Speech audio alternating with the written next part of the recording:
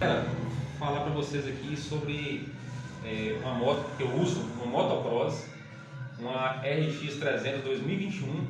Então vou apresentar ela para vocês aqui, algumas coisas que eu fiz, para vocês verem que a moto tem condições, já aceita o motocross e anda bem, tem um ano que eu estou andando na moto, entendeu? Então vamos lá.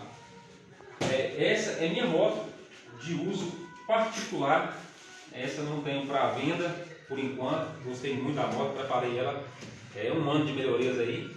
Então o que eu fiz nessa moto? Ela tem um guidão rental, acelerador rápido da SES, as manobras da Etlas, suspensão dianteira Racetech, assim como eu fiz na outra RXS 2022, o cliente Felipe, preparei a suspensão para ele, a minha também tem preparação de suspensão, certo?